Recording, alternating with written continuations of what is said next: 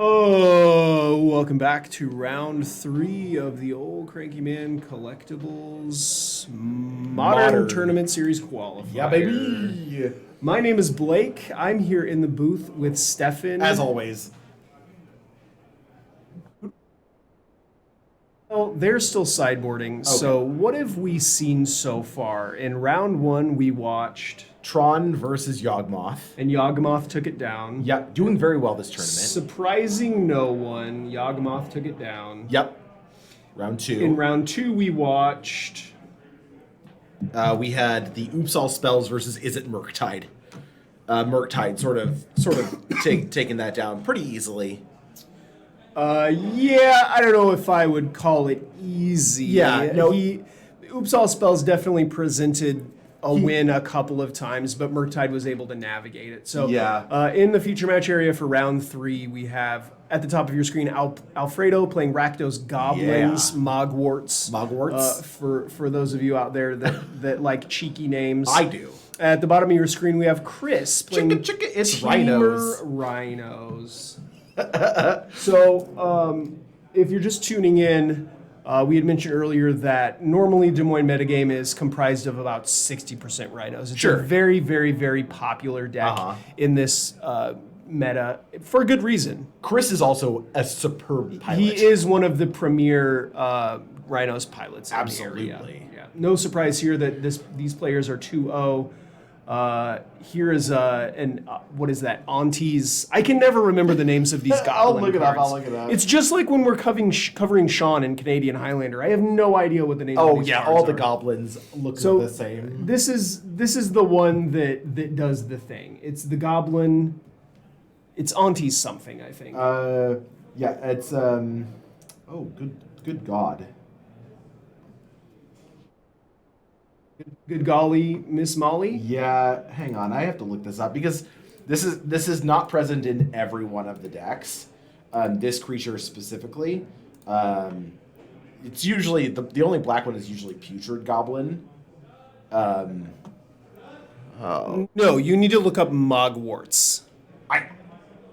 Oh, that's the popper version. Just look up modern red-black goblins. Okay, yeah. Sorry, everybody.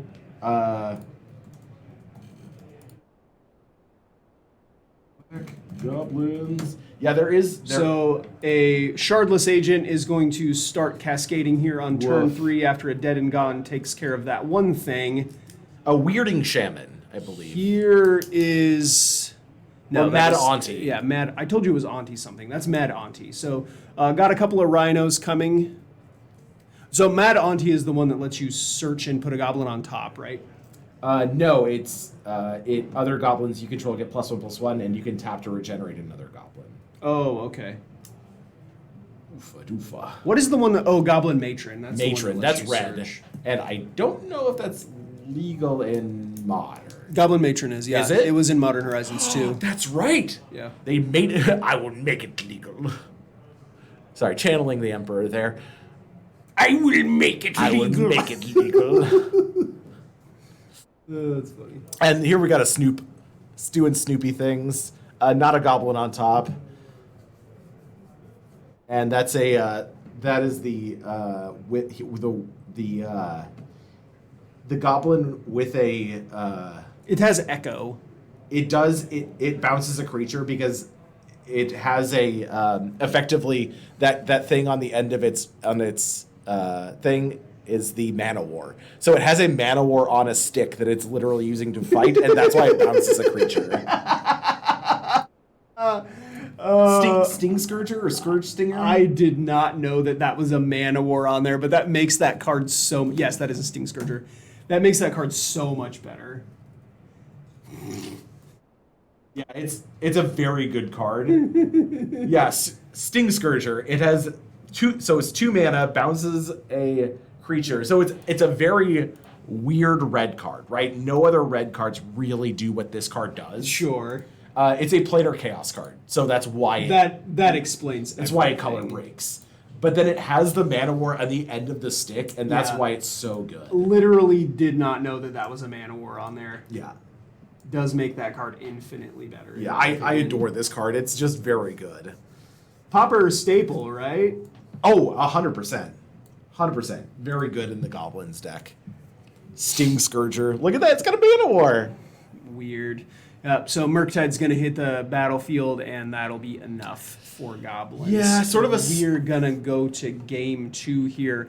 Very quick, game 1. What do we have in the sideboard of this red-black Goblins deck? Excellent question. We have some amount of discard spells in the form of like collective brutality, but that's sort of 1-for-1. It's not doing anything.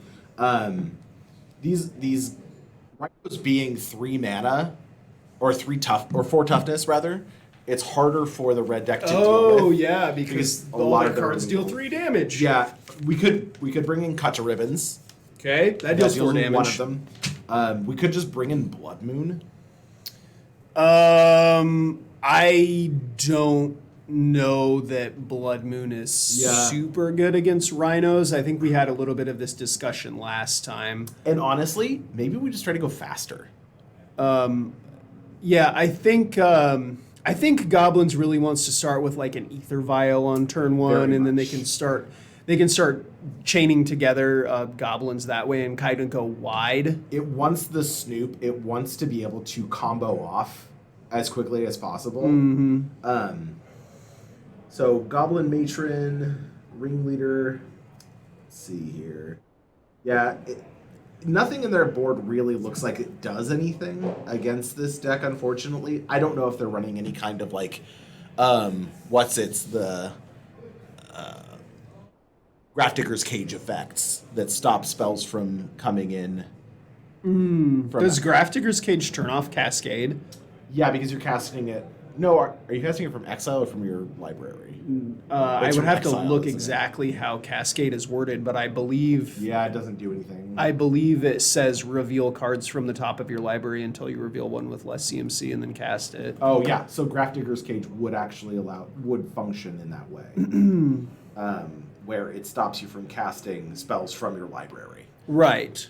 Right. What I wanted to see was how Cascade is worded, sure. because that mechanic has been reworded a few times. Sure has, bud. Exile cards from top of your library until you exile it does exile. Oh, okay. It is exile cards from the top. So Grafdigger's Cage does not turn off Cascade. Nope. Because it exiles the card, you can cast it from exile. Temur Rhinos, we were looking at the deck before the feature match, and he's got Brotherhood's in in his sideboard. So very good card. Brotherhood's in going to be real good here, I think. Yeah, that's sort of the end all. It sort of does a lot in 2 different matchups. So against Affinity, it does a ton. It's pretty good against hammers, right? Very good against hammers. Yeah. And very good against any kind of deck that wants to go wide and small. Mm-hmm. Whereas like stuff like Anger of the Gods or Sweltering Suns just doesn't do enough. The efficiency of Brotherhoods, the flexibility of Brotherhoods, and I think make it a little bit better than Sweltering Suns. Agreed. Or Anger of the Gods, even though they kind of had that added benefit of exiling or being able to draw a card in a pinch. Rhinos doesn't really care about that. No, Rhinos just wants that flexibility in there because they're so restricted in what cards they have access to. Mm-hmm. Like outside of that, Rhinos has like the Ingot Chewer that it could use to destroy artifacts, but I don't think anybody wants to see that. No, God, please stop. Yeah, Hammer's super unpopular in our meta. Yes, I haven't seen it. No, 0 copies of that deck here today. It is not very played very often. It's in our very meta. good, but I don't think people like playing it. It's just not everybody has their own pet decks, and everybody that's here, they don't have like infinite decks built. Some players do. Yeah. Some players can, build whatever deck they want to bring in. But a lot of players just have their pet deck. Oh yeah. Well, financially, it's restrictive and like nobody. This isn't a deck rental service like with Midgo where you can just play whatever deck you want.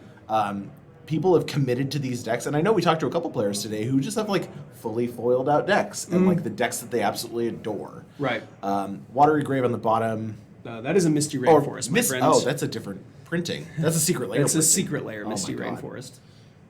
What has happened to my brain? There are 7,000 different arts for every Magic card. We've talked about this. There's going to be a day where there are multiple Magic cards with the same name. Oh, right. Because we're going to run out of names eventually. It'll be like a Yu-Gi-Oh thing where it's like Sting Scourger 2. Right. There's only so many times that you can combine, A plus B verbs. Yeah, verb burn spells. Verb plus noun. Like we're gonna run out of names for burn spells sooner Guys, rather than later. We need another name for a 2 mana 3 damage red spell. And like fiery burn target. Oh, here we got That's the War Marshal. Baby. I adore this card. This was one of the original. This is kind of what I was talking about in going wide. Yeah, I think this is kind of what he has to do here. This was one of the original Echo cards. So yeah. So he does have the what is it called? Uvenwald Hordemaster, something Hordemaster. The new Goblin Lord. So being able to go wide. Oh yeah, at a Dominaria. Rundvelt Hordemaster. Rundvelt Hordemaster. So he does have the Hordemaster in his deck, being able to go wide. Here's an Ether Vial. This is much more on keeping with what the Goblin plan wants, right?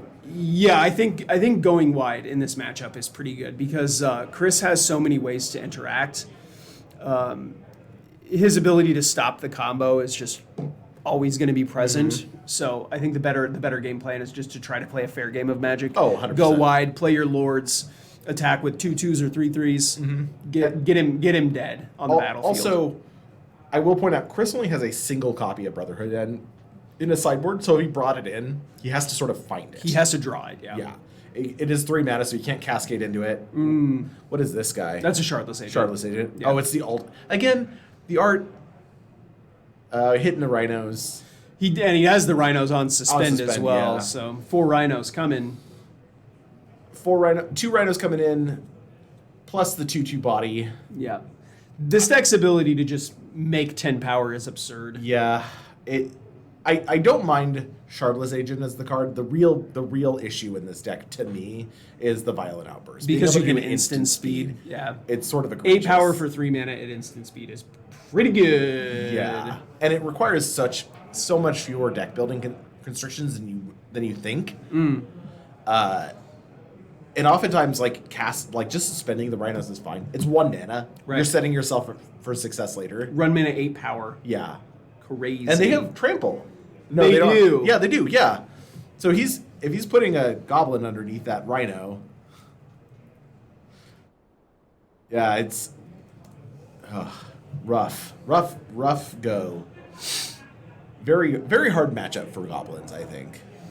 But hard matchup for anything that's not trying to do something absurd. Yeah, you need Degenerate to get through this Degenerate, or like even. Oh, he's showing off his tokens. Some of the worst matchups for Temur Rhinos involve things like Teferi Time Raveler. Oh yeah, or a plethora of counter spells. Mm-hmm. Stuff like that. Because you can target the crashing footfalls. Like Force of Negation does a lot of work against it. Because if they're gonna Violent Outburst, that's fine. You can Force of Negation the footfalls. It exiles it, and then the outburst doesn't do anything. Right. Again, funny enough, Force of Negation doesn't do. The problem is that they'll often outburst on your own turn. Yep. So you can't even Force of Negation. Well, you can't pitch cast the Force of Negation anyways. Sort of rough. Yeah, this is a hard spot. He's going to bounce the... Yeah, here's a Dead Gone going to take care of the Conspicuous Snoop. Munition Expert going to get flashed in and take care of one of the Rhinos. He has to do the Shardless Agent, not the Rhino. Oh, because he only has 2 Goblins, right? Yeah. Sort of a rough go here. Now he's got 8 power he's going to be able to attack with. Goblins in a hard spot. Going to 2. A violent outburst on his opponent's turn is Yeah. gonna end this matchup. We can't figure out what we're doing with our handsy hands. Man. All right. Chris running full speed there. I am gonna step out of the booth real quick and try to find another game to get on the camera here. Yeah, if at all possible. That one was lightning fast, You huh? can just vamp for me. Oh yeah, 100%. So the Goblins deck function. We didn't really get to see it go off there just because Rhinos was running so fast and so efficiently. But the deck is effectively a combo deck that utilizes what is it, the conspicuous snoop to look at the top card of your deck and then get a Kiki Jiki Mirror Breaker on top. And then you can just sort of combo off and make copies of your goblins with the conspicuous snoop. Yeah, there's the Brotherhood end that we're seeing. I don't think goblins really saw any of their any of their sideboard cards, unfortunately. You know, it's hard to control what you do and don't draw in these, and mulliganing is pretty hard for a creature deck that really doesn't have a ton of card advantage outside of stuff like Conspicuous Snoop. But then Rhinos just has answers for everything, right? Dead Gone, Bouncing with Brazen Borrower, or Petty Theft.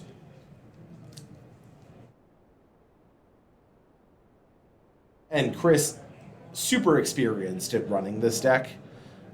So any small variations that he makes from one tournament to the next are going to be optimized for what he feels is the layout of the deck of the current format and the meta.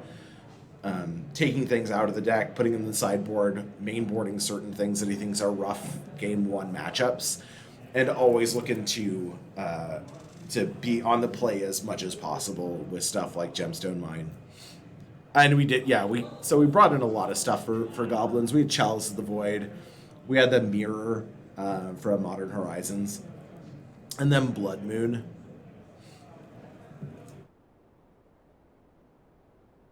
But I don't think Chris suspending the Rhinos on turn 1, and then backing it up with a Cascade spell immediately, so that he was like Rhinos into Rhinos into Rhinos, and then removal spells to back it up. Sort of a hard spot.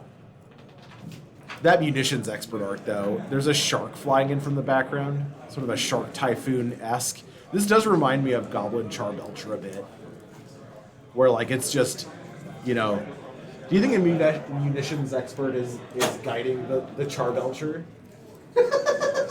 Is he loading the Charbelcher, or is he like pointing it? Definitely has a witch hat. I'm a little disappointed that the Munitions Expert isn't a Warlock, given the sweet pointy hat. He also has a very nice jacket.